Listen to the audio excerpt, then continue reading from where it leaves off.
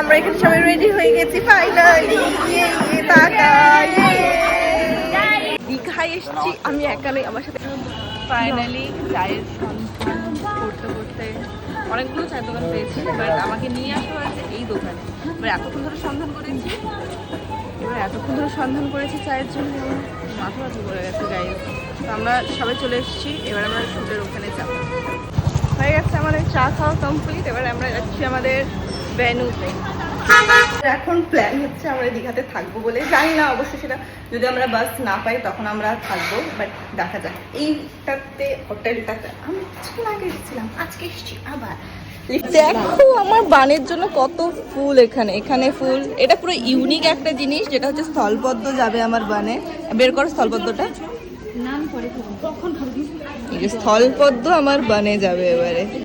আমার এখানে best makeup ডান, ignore মাই nail polish. এত সুন্দর কালকা হয়েছে। আমরা এখানে সবাই রেডি হয়ে গেছি ফাইনালি। আমরা এতদিন ধরে শুধু ভাবতাম চল না একদিন দীঘা যাবো, চল না একদিন আমরা একটা প্ল্যান করতাম অন্যান্য জায়গায়। আজকে ফাইনালি আমরা দীঘা এসেছি, আমাদের সামনেই সমুদ্র, ঠিক আছে, কিন্তু মানে আমাদের এতটাই ব্যাড লাক কি যে আমরা যেতে পারছি না সমুদ্রে। আমরা দীঘা ঘুরে সমুদ্র ঘুরে তারপরে শুনে এসেছি আজকে।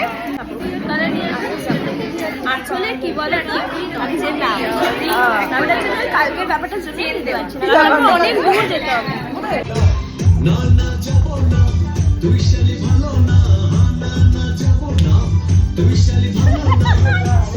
ওকে, আমাদের শুট ডান হয়ে গেছে।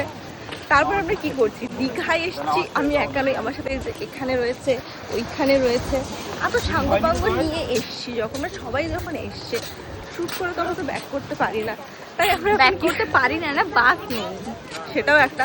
তো এই স্কোপটাকে কেন মিস, বাস নেই যদিও বা। তো আমরা এখানে চলে এসেছি সুন্দরভাবে এখন সমুদ্র ঘুরতে, যেটা সকালে ফ্রেশ হয়ে এসেছি, ফ্রেশ হয়ে, যেটা কি বলে শুটের আগে আমরা করে এসেছিলাম সমুদ্রের সাইডে, আর এখন শুটের পরে এসেছি। কি রিফ্রেশিং এয়ার,